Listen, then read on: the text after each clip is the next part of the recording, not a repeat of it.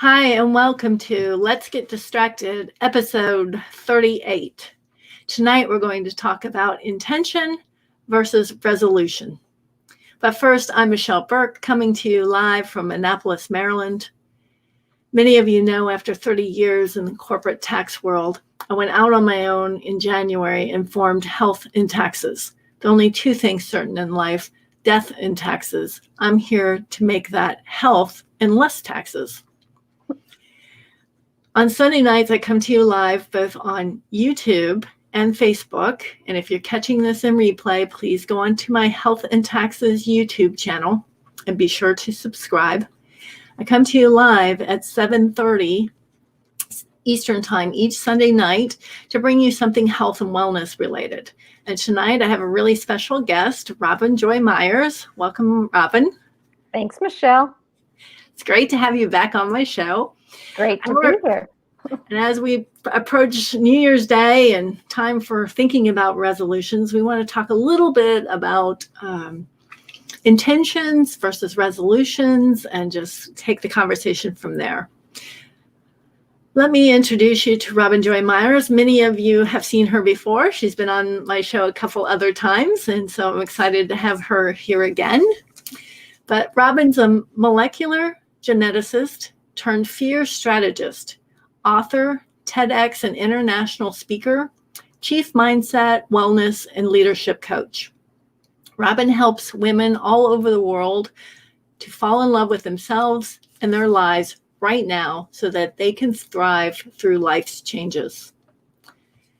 She helps women unapologetically claim their voices and create their best lives using science-based strategies and techniques for self-awareness, mindset, leadership, balance and boundaries, and the positive power of fear.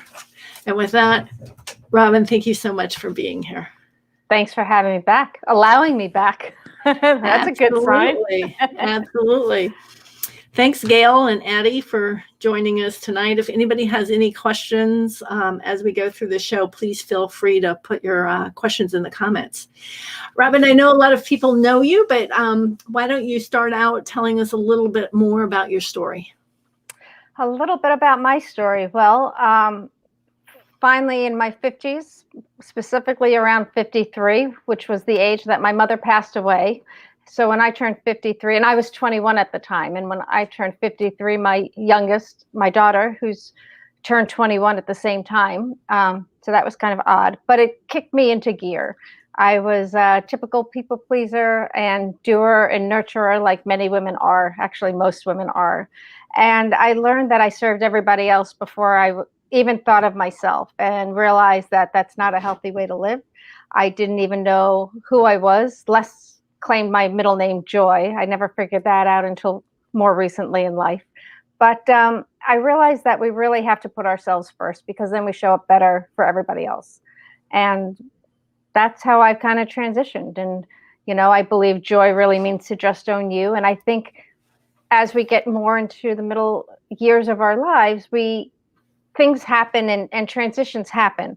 And it often triggers reactions that we really don't recognize or understand why we have the reactions we do, but they actually come from someplace in our past. And until we can kind of, I'll say the word sequence, and that's the scientist in me, but until we can sequence what those reactions are from, we can't put the puzzle together. So it's really a self-discovery journey that has to happen. Well, I'm sorry to hear, it was a tragic event that led you to this self-discovery, but often for a lot of us, it is something tragic that causes us to reflect. But I love your message to just get out there and remind women in particular, it can be men as well, to try to figure out what are those triggers, what are those things, how do we live our best life and live for ourselves. And I love what you said about to be able to really serve others, and including our family and friends, we have to serve ourselves first. So we're bringing the best version of ourselves to the table every day, right? Right. And we're not used to doing that, right? We're not taught how to self-love and trust ourselves. We're brought into this world trusting other people and loving other people. And so we're we're not taught how to learn. We learn. We're not taught, though, and our brain is brilliant, and our brain is able to meld and change and shape. And so there's things that you can let go of and realize, if it's something that isn't serving me, a habit that I've had, you can change that. And, yes, it takes time and it gets uncomfortable, but it's something to always look at. And it's always a journey. That it's always a journey. And the more you get into the journey, the more you realize there's always tweaks, but it's very powerful. It really is. I love the message and the educational part, like trying to educate people that it's a choice. They can learn self-love and self-care, and you don't have to wait. You can start that now. You can start that journey, and it's a constant learning, right? Any age, any time. It's never too late, too early. Just start it. I love that. So 2020 is finally ending. It's been, I think a lot of us would say it's been a very, very long year, very challenging year. We're just coming through one holiday and coming up on the celebration of the new year. So a lot of people are thinking about resolutions. And I know that you like to talk about intentions. So let's talk about that a little bit. Shall I pull up our screen here? Yeah, sure. Let's do it. So I think there's a definite difference between intentions and resolutions. Here we go. So, and it's just kind of, it's almost the semantics of the word, really. By definition, intention is a thing intended, an aim, or a plan, versus a resolution is... Wait for it. Here we go. Is a firm decision to do or not to do something. And here's the difference. The intention is the plan, right? And that's why I really want everyone to really kind of buckle down this week and realize how important intentions are versus a resolution. Because resolution, it's fine to say I'm going to do something, but it's little open-ended. Intentions, what is the plan? What are the actions? See, the idea behind it is, what is the overall plan? And then really hone in on what are those action steps to get there, right? It's kind of like your GPS. It's kind of like, I'm not going to drive across the country, probably without GPS on. Otherwise, I don't know where I'm going to end up, right? It's kind of, I just need the plan. So it's great to have the big idea. But for instance, saying the typical that I did for many years, I want to lose weight or I want a better exercise program, is great. It's a little open-ended. And after a while, you kind of give up on it, right? And that kind of gets into science and neuroplasticity, and that's not what this is all about. But, taking the time to build a new habit and pattern. So that's why I don't really like the word resolution, because it's too open-ended. And I also don't like waiting until New Year's Day to wake up and say, so 2021 is going to be so different. And it's going to start today. And that's really, it's a nice way to think it might happen. So I like, as Michelle knows about me, I like actionable steps. And I think intentions really make you kind of sit down. So I challenge everyone to think, even this week, one intention a day for this week, right? You'll get you up to 5 intentions Monday to Friday. What are those things that you want for 2021? Personally and professionally. We've all shifted our business. We've shifted our personal lives because now we're all together, whether it's personal or professional. What do you want to have happen? And then instead of thinking like it seems so big and so large, how can it happen? Then think about 2 to 3 steps of how can I make that happen?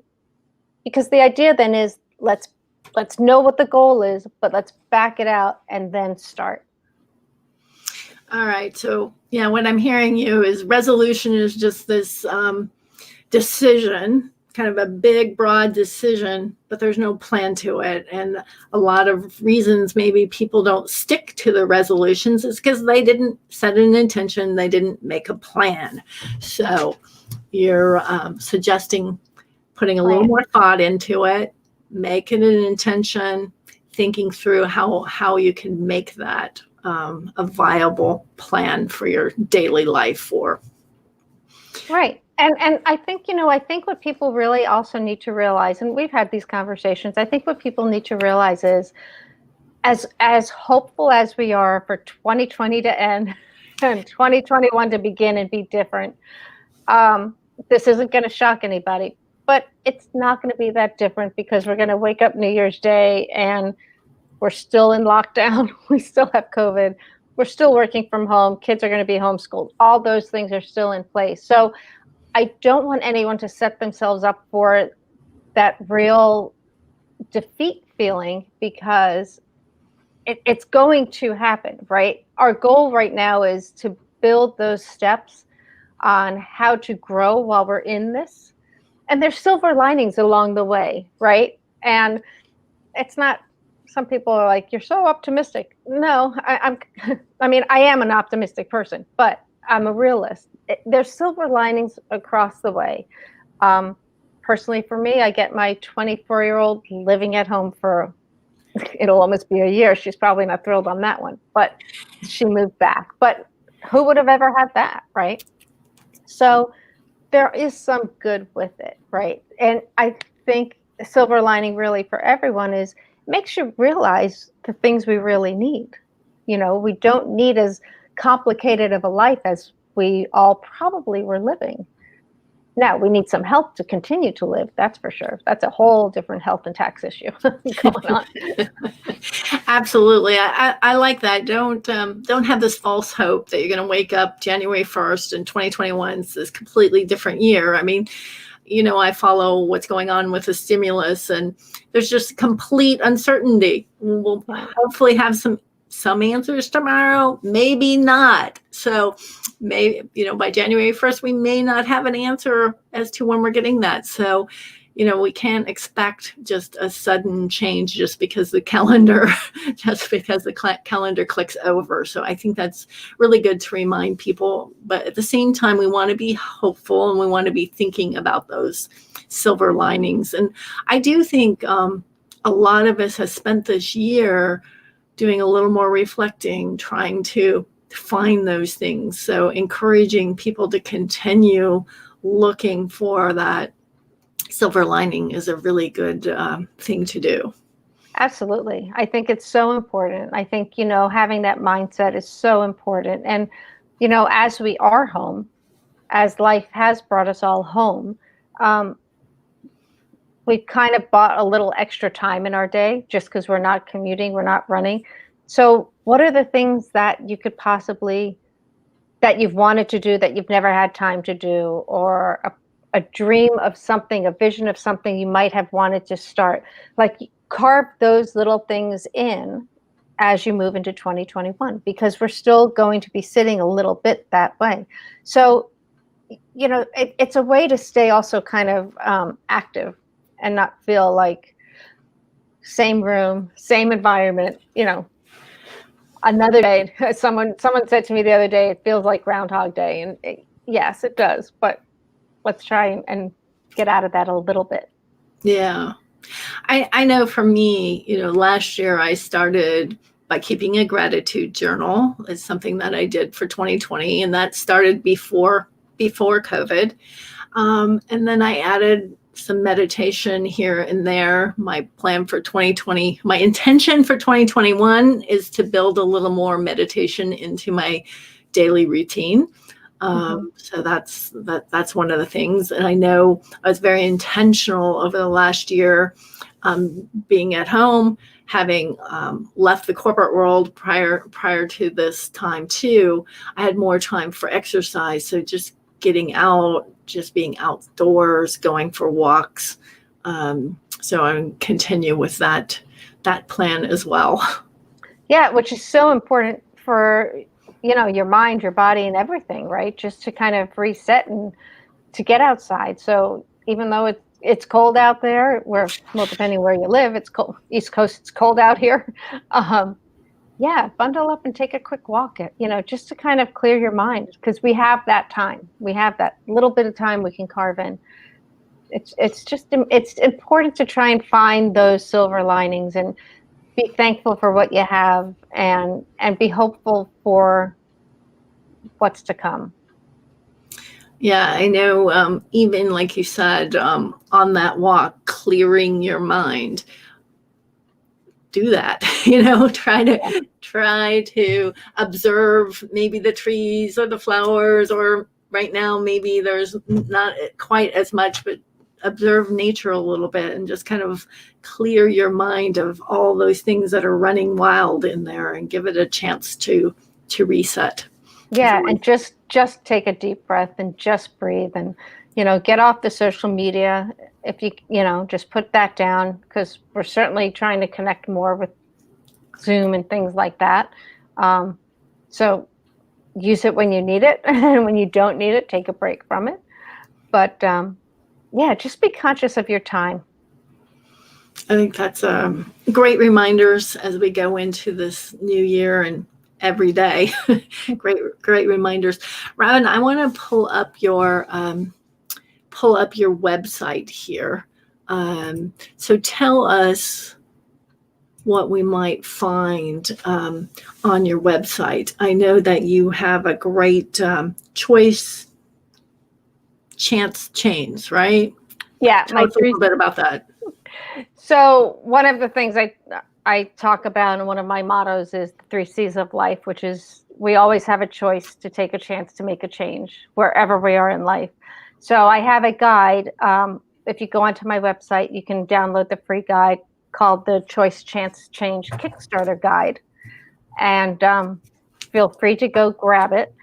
And I'll announce it hopefully by Thursday. The end of next week, between the 6th and the 11th, I'll be running a free workshop come that week of the 11th a few times on choice, chance, and change. So just a workshop about setting intentions, about, clearing your mind, just some more exercises on how we can set up for a really strong year. Gratitude is part of that, of course, because clearing your mind at night does help you sleep better. But yeah, if you grab that Kickstarter guide, you will certainly be ready for the workshop. It will be free. It'll be a download. There'll be a registration page, and that'll be out and about hopefully by the end of this week. Great. So I will post I have your website popped up here, but I also will post it in the comments for anybody who catches this later. Please go on to Robin's website. The first thing that'll pop up, you will see that you can register for that, and then she'll keep you posted as to when this virtual class is coming up. So if you're thinking about it today, but want more tips on being intentional and some tips on how to do that, definitely listen in to Robin's upcoming class. That'll give you some more exercises to get you more tuned in. Absolutely. Yep. We'll get through this. I promise. We will all get through this. I know. We definitely will get through it, and we're all in it together. That is true. That's something to remind ourselves about as well. So, Robin, as we wrap up here tonight, is there any final words you would like to share with our audience? I just want everyone to realize that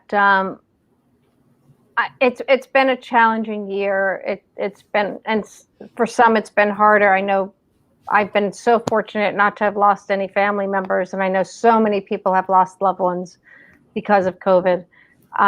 But truly realize that you're not alone, right? There's resources out there that I know people are really struggling right now, keeping the spirits together. Holiday times can be challenging anyways, but this adds a whole new layer. So you're not alone. I mean, if there's you can reach out to me. There's so many resources out there. So just realize, like, you're not alone. There are people going through this, and don't feel like you're alone, and stay alone. You know, connect with a neighbor, connect with family, connect with friends. You know, just realize you can connect with people. I love that. It's a great message. I know a lot of people need to hear it because, especially during the holiday times, because it's easy to get even more disconnected, especially if you've lost someone or thinking about someone you lost during the year. Yeah. So definitely make that effort to reach out for help. So if you need it. Yeah. Well, Robin, thank you for being on my show. I really enjoy it when you come on and share all your thoughts with us. If anybody has comments for later, please put them below. Robin and I will check them and come back and answer them. But thank you for joining us tonight. As you know, I come on every Sunday night at 7:30, here to educate you, to get you distracted from the daily craziness of your life and educate you on something health and wellness. So please join me next Sunday at 7:30 Eastern. Thank you, everybody, and have a good night. Good night.